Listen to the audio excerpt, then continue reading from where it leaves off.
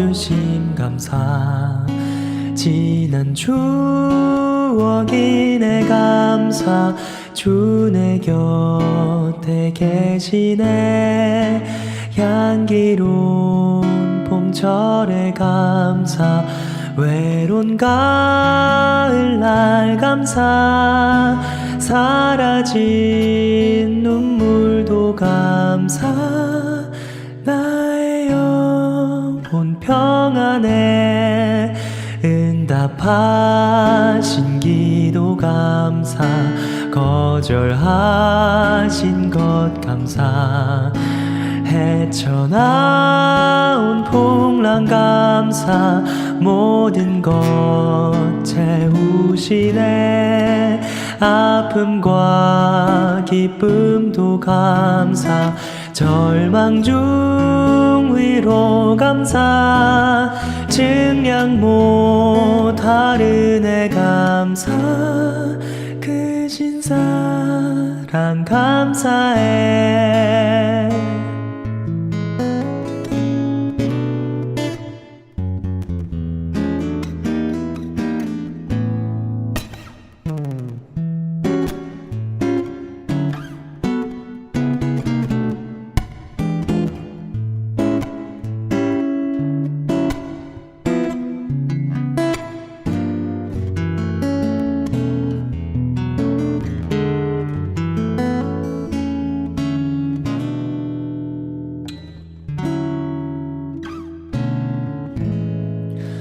길가에 장미꽃 감사.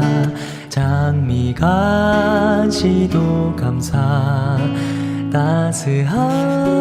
따스한 가정 희망 주심에 감사. 기쁨과 슬픔도 감사. 하늘 평안을 감사. 내일의 희망을 감사.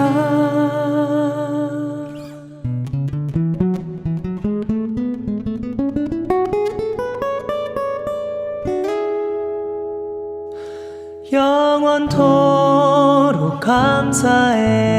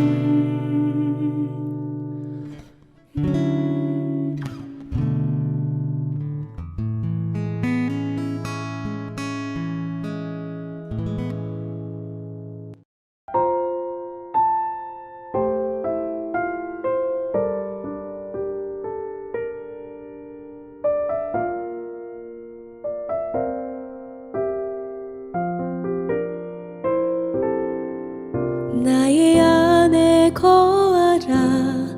나는 내 하나님이니 모든 환난 가운데 너를 지키는 자라. 두려워하지 말라. 내가 널 도와주리니 놀라지 말라. 내 손 잡아주리라. 나의 안에 거하라. 나는 내 하나님이니 모든 환난 가운데 너를 지키는 자라. 두려워하지 말라. 내가 널 도와주리니 놀라지 말라. 내 손 잡아주리라. 내가 너를 지명하여 불렀나니 너는 내 것이라. 내 것이라. 너의 하나님이라. 내가 너를 보배롭고 존귀하게 여기리라.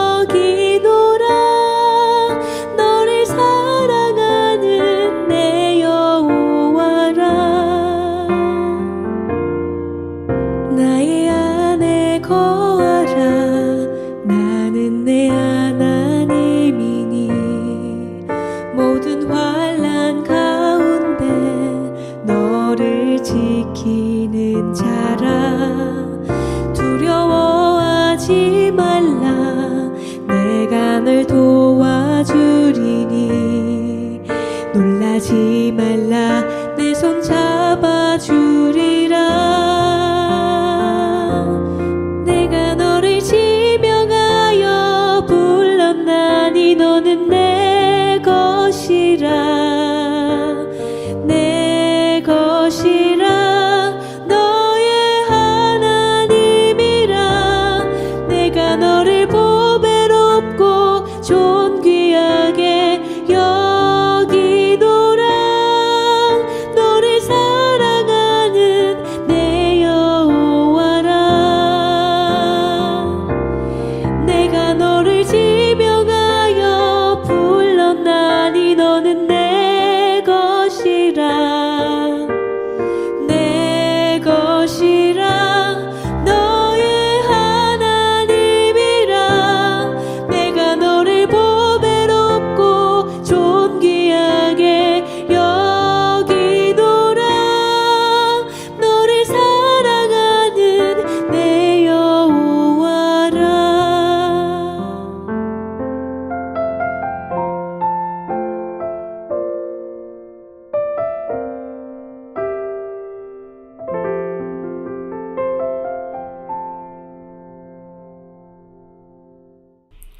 오늘도 6.19 온전함 기도회에 함께 하시는 한 분 한 분을 주님의 이름으로 환영하며 축복합니다. 오늘 묵상할 본문은 사도행전 2장 22절에서 36절입니다. 말씀을 봉독하겠습니다. 이스라엘 사람들아 이 말을 들으라. 너희도 아는 바와 같이 하나님께서 나사렛 예수로 큰 권능과 기사와 표적을 너희 가운데서 베푸사 너희 앞에서 그를 증언하셨느니라. 그가 하나님께서 정하신 뜻과 미리 아신 대로 내준 바 되었거늘 너희가 법 없는 자들의 손을 빌려 못 박아 죽였으나 하나님께서 그를 사망의 고통에서 풀어 살리셨으니 이는 그가 사망에 매여 있을 수 없었음이라. 다윗이 그를 가리켜 이르되 내가 항상 내 앞에 계신 주를 배웠으며 나로 요동하지 않게 하기 위하여 그가 내 우편에 계시도다. 그러므로 내 마음이 기뻐하였고 내 혀도 즐거워하였으며 육체도 희망에 거하리니 이는 내 영혼을 음부에 버리지 아니하시며 주의 거룩한 자로 썩임을 당하지 않게 하실 것이미로다. 주께서 생명의 길을 내게 보이셨으니 주 앞에서 내게 기쁨이 충만하게 하시리로다 하였으므로 형제들아 내가 조상 다윗에 대하여 담대히 말할 수 있노니 다윗이 죽어 장사되어 그 묘가 오늘까지 우리 중에 있도다. 그는 선지자라 하나님이 이미 맹세하사 그 자손 중에서 한 사람을 그 위에 앉게 하리라 하심을 알고 미리 본고로 그리스도의 부활을 말하되 그가 음부에 버림이 되지 않고 그의 육신이 썩임을 당하지 아니하시리라 하더니 이 예수를 하나님이 살리신지라 우리가 다 이 일의 증인이로다. 하나님이 오른손으로 예수를 높이심에 그가 약속하신 성령을 아버지께 받아서 너희가 보고 듣는 이것을 부어주셨느니라. 다윗은 하늘에 올라가지 못하였으나 친히 말하여 이르되 주께서 내 주에게 말씀하시기를 내가 내 원수로 내 발등상이 되게 하기까지 너는 내 우편에 앉아 있으라 하셨도다 하였으니 그런즉 이스라엘 온 집은 확실히 알지니 너희가 십자가에 못 박은 이 예수를 하나님이 주와 그리스도가 되게 하셨느니라 하니라. 아멘. 부활하신 예수님께서 약속하신 대로 성령의 제자들을 비롯한 120명의 성도들에게 임했고 그들은 성령 충만하여 성령의 말하게 하심을 따라 말함으로 예수님의 증인이 되었습니다. 오늘 본문은 그들이 증언했던 내용, 특별히 베드로가 11사도와 함께 서서 소리 높여서 하나님의 큰일 행하심에 대해서 말한 내용을 기록하고 있습니다. 본문을 한 절씩 살펴보면 22절에서 베드로는 우선 예수님께서 이스라엘 사람들 사이에 사시면서 행하신 큰 권능과 기적들이 바로 하나님께서 예수님에 대해서 증언하시는 표적, 즉 사인이었다고 말합니다. 이 예수님의 모든 능력 행하심은 표적, 즉 그것을 통해서 무언가를 알게 해주고 어떤 사실을 뒷받침해주는 사인이었음을 말하는데 바로 하나님께서 예수님이 하나님의 아들이심을 증언해 주시는 것이었음을 선포하고 있습니다. 23에서 24절은 예수님께서 십자가에서 죽으신 것과 사망을 깨뜨리고 부활하신 사실을 언급합니다. 유대인들이 법 없는 자들, 즉 이방인들의 손을 통해서 예수님을 십자가에 못 박아 죽였지만 사망의 권세가 예수님을 메어놓을 수 없었고 하나님께서 예수님을 다시 살리셨음을, 부활하신 예수님에 대해서 선포합니다. 25에서 28절은 시편 16편 8절에서 12절의 내용을 인용하고 있고요.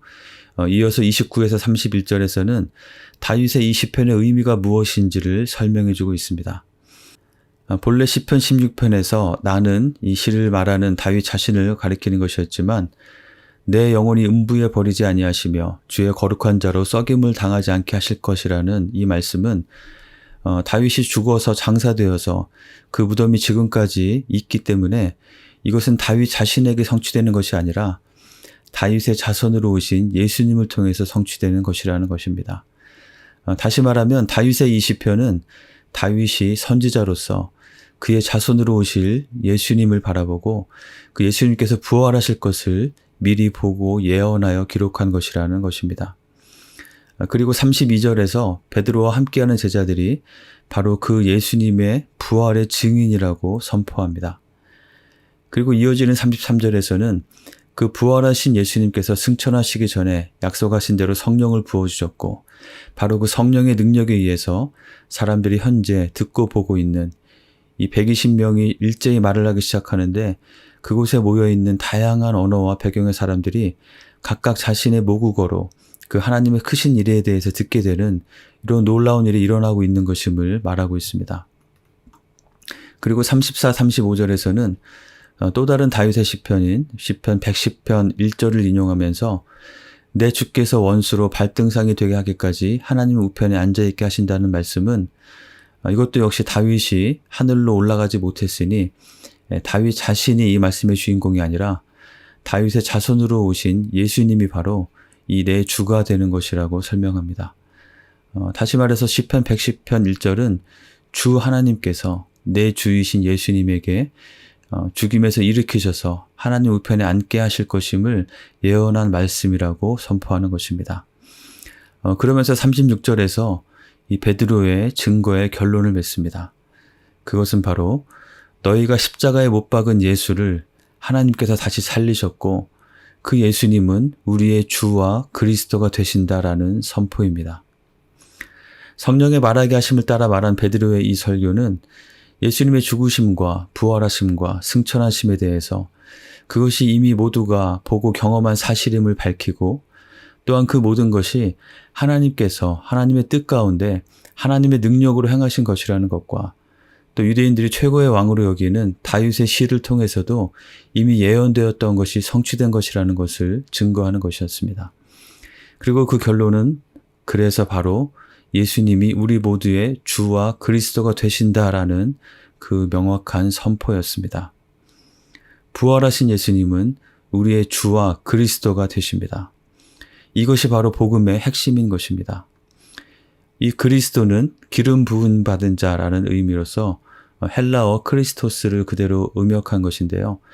이것은 히브리어로는 마시아흐 그리고 아람어로는 메시아에 해당되는 말입니다. 구약시대에는 하나님께서 특별하게 구별하여 하나님의 사명을 맡기실 때 머리에 기름을 부어서 그를 세웠습니다. 이 기름 부음은 하나님의 성령이 그에게 임하여 하나님께서 세우신 사람으로서 그 직임을 감당하게 한다는 의미였고 왕과 제사장과 선지자를 세울 때 그렇게 했습니다. 나라를 잃고 완전히 패망한 이스라엘 백성들은 이 구약의 말씀에 예언된 대로 하나님께서 기름 부은 자 그리스도 메시아를 보내셔서 하나님의 백성인 자신들을 구원하시기를 고대하게 되었습니다. 그런데 바로 예수님께서 이 완전하신 왕과 제사장과 선지자로서 구약에 예언되었던 그 그리스도로 이 땅에 오셨고 십자가와 부활을 통해서 우리에게 구원을 주시는 구원자 그리스도 메시아가 되어주신 것입니다. 그래서 어제 본문 마지막 21절에서 선포했듯이 누구든지 주의 이름을 부르는 자는 구원을 받게 되는 것입니다. 예수님은 우리를 구원하시는 구원자이십니다. 우리가 어떤 상황에 있든지 어떤 절망의 가운데 있든지 상관없이 예수님은 사망의 권세도 깨트리시고 모든 것을 뛰어넘으시는 능력으로 우리에게 구원을 베푸시고 생명을 주시는 우리의 구원자이십니다. 우리에게 필요한 것은 예수 그리스도의 이름을 믿음으로 부르는 것입니다.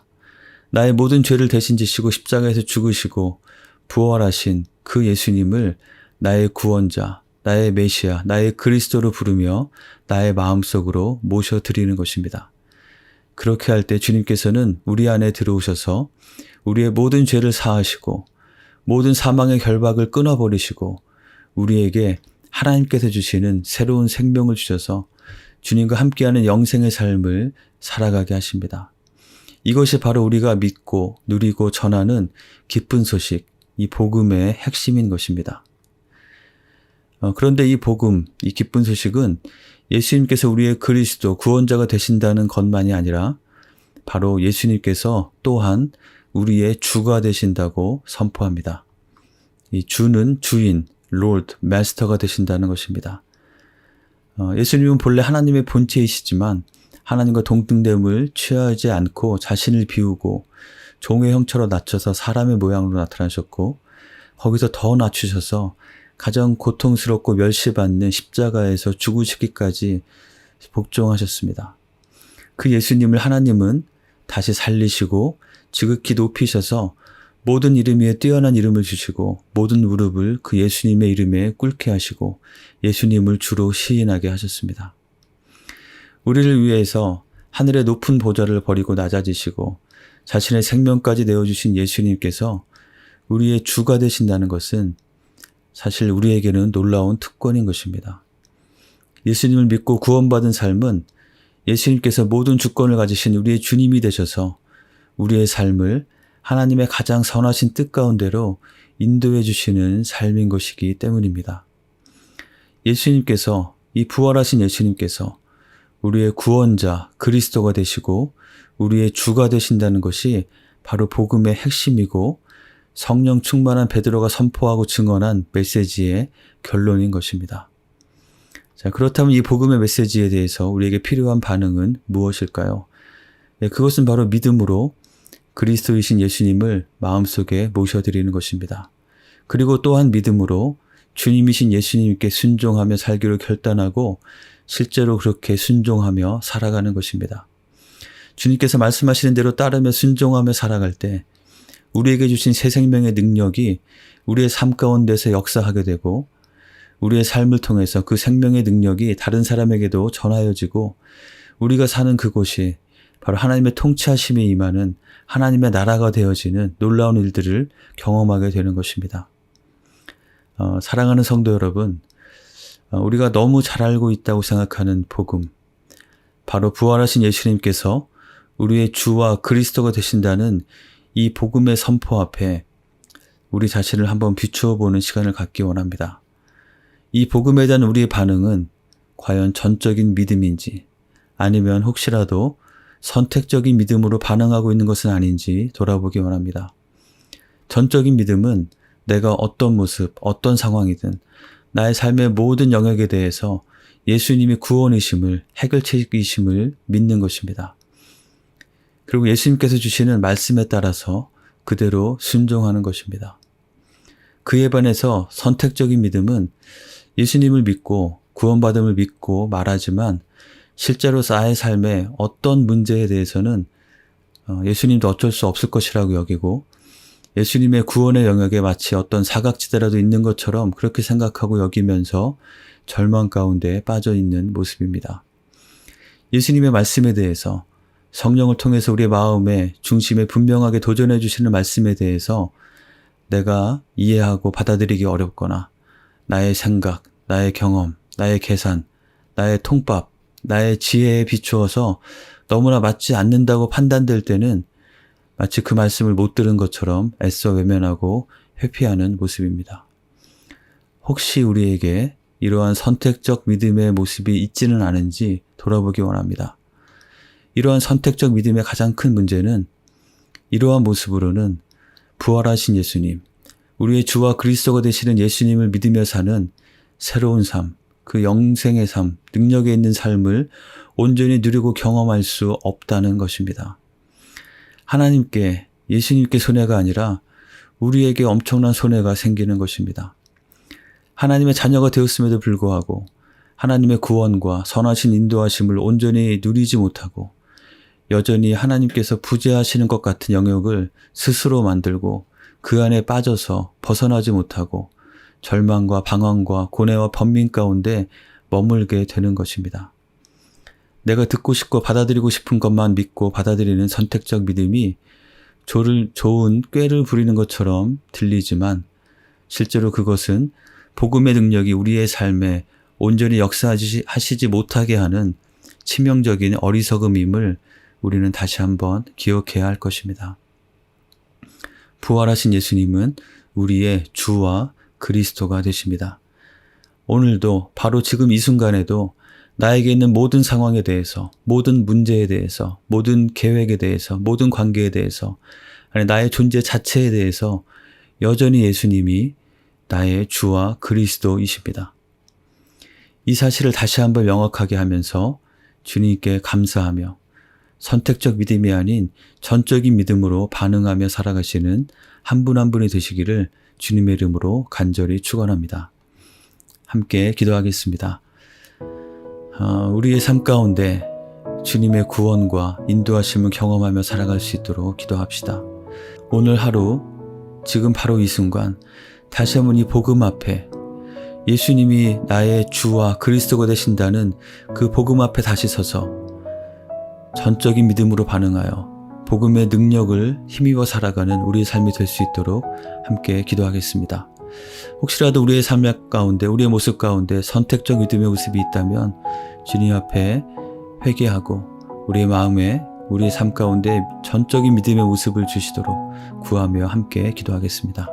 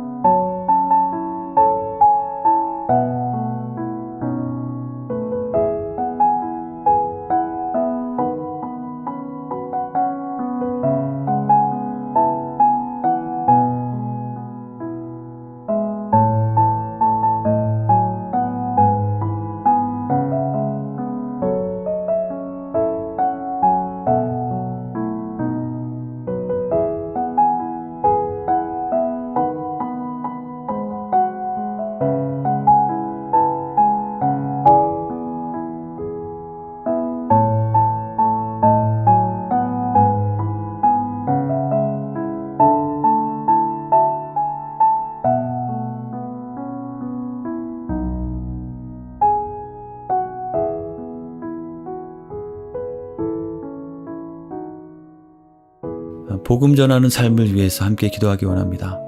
지금도 세계 열방 가운데서 복음을 전하고 있는 선교사님들을 위해서, 특별히 우리가 후원하며 동역하는 선교사님을 위해서 함께 기억하며 기도합시다. 그리고 특별히 이번 토요일부터 다음 토요일까지 멕시코를 방문하여 사역하게 되는 우리 멕시코 단기 선교팀을 위해서 기도합시다. 우리 유스 자녀들을 포함한 많은 인원이 참여하게 되는데요. 모든 여정 가운데 안전과 건강과 또 사역의 귀한 열매와 무엇보다도 이 모든 과정을 통해서 살아계신 하나님, 역사하시는 하나님을 깊이 경험할 수 있도록 함께 기도하겠습니다.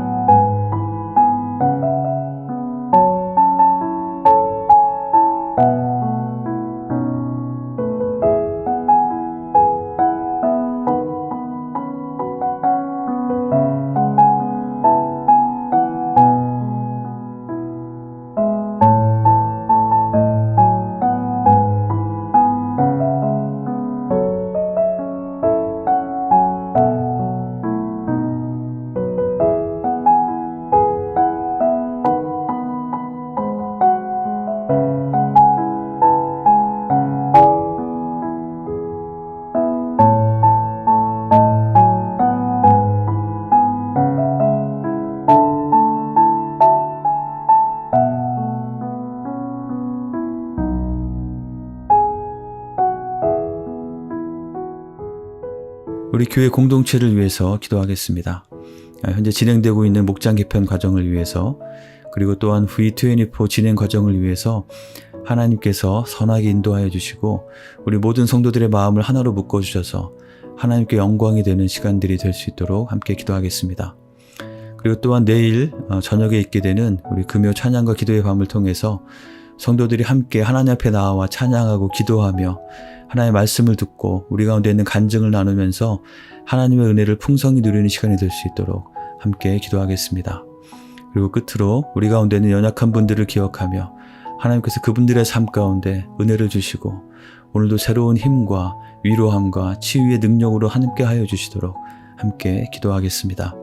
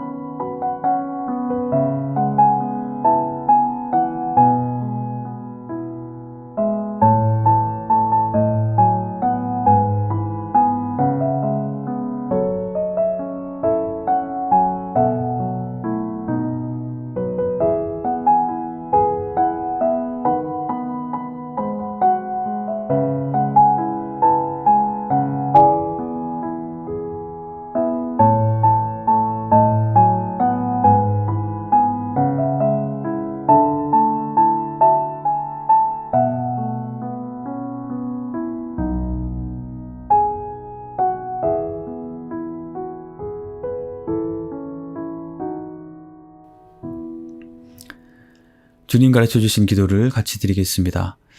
하늘에 계신 우리 아버지여, 이름이 거룩히 여김을 받으시오며 나라가 임하시오며 뜻이 하늘에서 이루어진 것 같이 땅에서도 이루어지이다. 오늘 우리에게 일용할 양식을 주시옵고 우리가 우리에게 죄 지은 자를 사하여 준 것 같이 우리의 죄를 사하여 주시옵고 우리를 시험에 들게 하지 마시옵고 다만 악에서 구하시옵소서. 나라와 권세와 영광이 아버지께 영원히 있사옵나이다. 아멘.